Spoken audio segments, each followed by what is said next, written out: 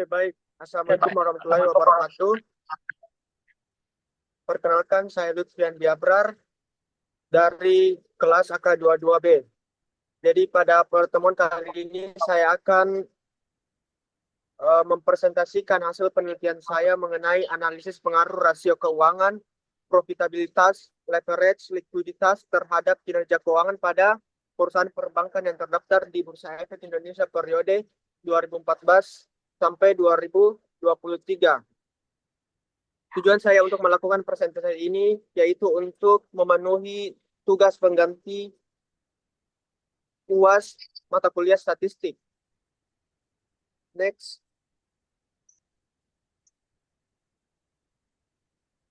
Jadi kita masuk ke metode penelitian, metodologi penelitian.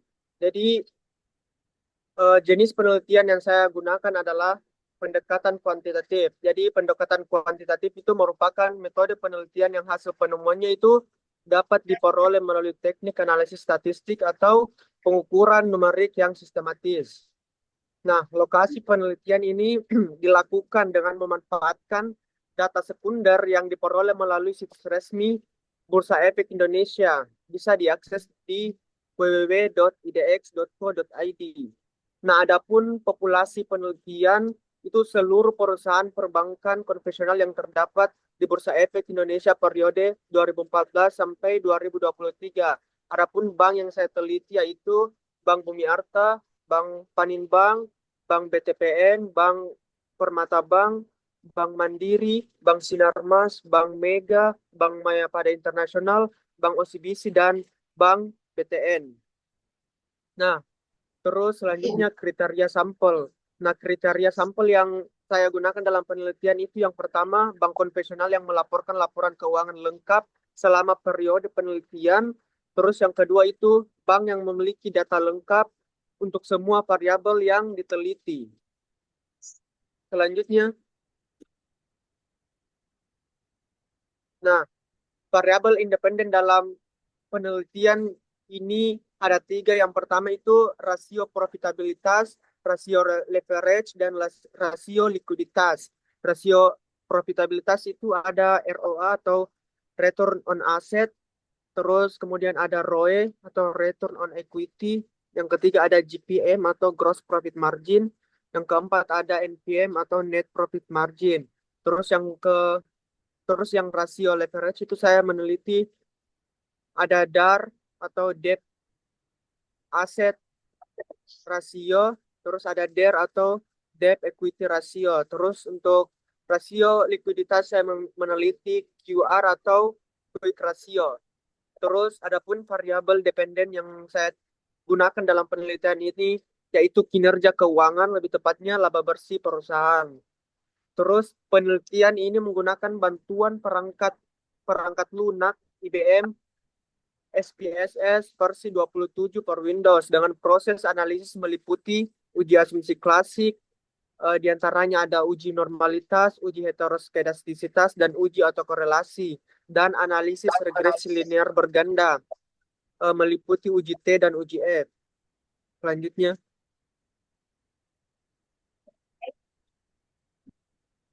Nah, adapun tujuan dari saya melakukan penelitian ini yang pertama untuk mengetahui dan memahami apakah rasio profitabilitas berpengaruh signifikan terhadap kinerja keuangan bank konvensional yang terdaftar di Bursa Efek Indonesia. Terus tujuan yang kedua itu untuk mengetahui dan memahami apakah rasio likuiditas berpengaruh signifikan terhadap kinerja keuangan bank konvensional yang terdaftar di Bursa Efek Indonesia. Terus tujuan yang ketiga itu untuk mengetahui apakah rasio leverage itu berpengaruh signifikan terhadap kinerja keuangan bank konvensional yang terdaftar di Bursa Efek Indonesia. Selanjutnya.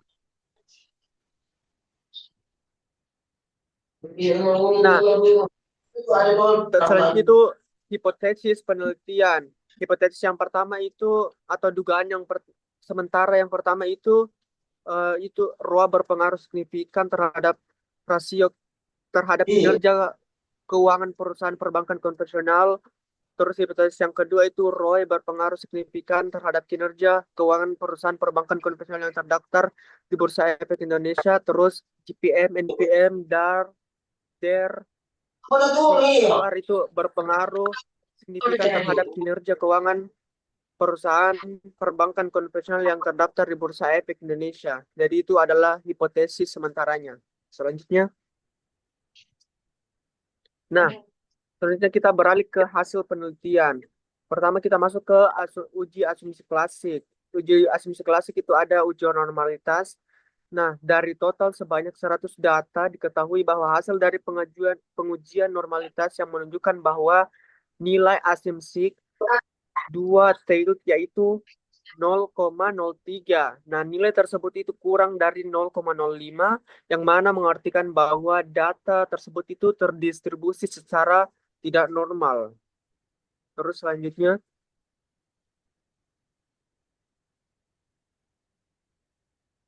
selanjutnya, ada uji heteroskedastisitas. Nah, berdasarkan grafik scatter plot di samping pola itu menyebar secara acak dan tidak menciptakan pola yang khusus yang menyeratkan bahwa model regresi tidak menunjukkan heteroskedastisitas. Jadi eh, pola tersebut itu tidak menunjukkan pola heteroskedastisitas. Selanjutnya,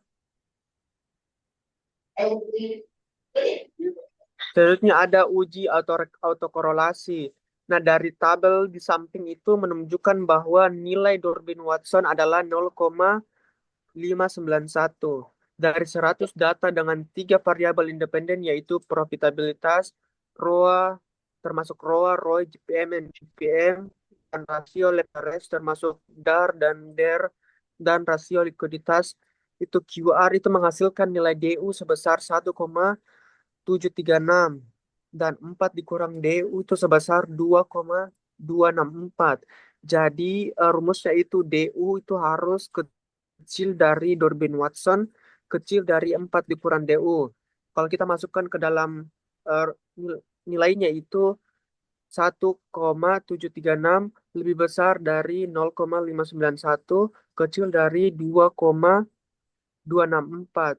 Nah, dari rumus tersebut itu dapat disimpulkan bahwa terdapat autokorelasi. Selanjutnya,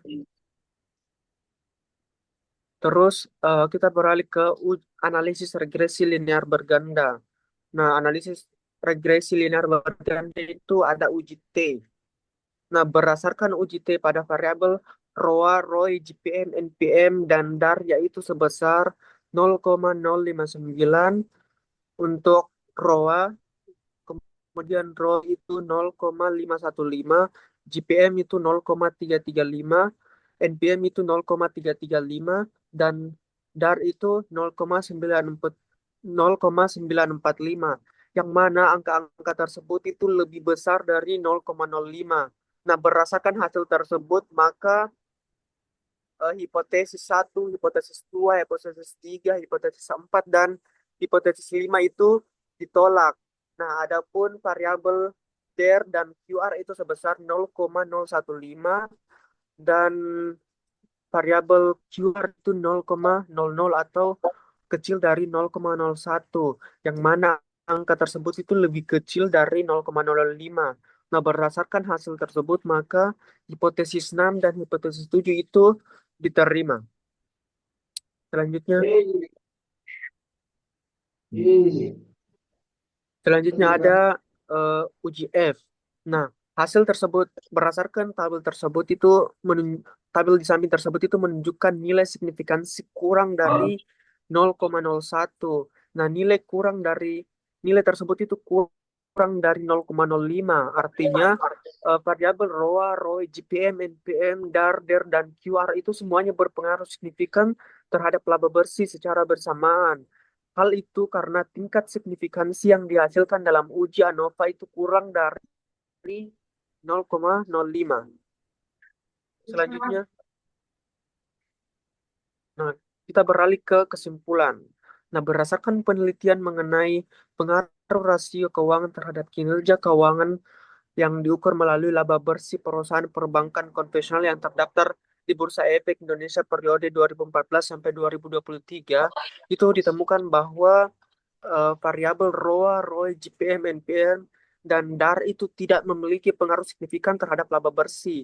Nah, ini menunjukkan bahwa efisiensi penggunaan aset, pengembalian ekuitas, margin laba kotor, margin laba bersih, serta rasio utang terhadap aset bukanlah faktor utama dalam menentukan laba bersih.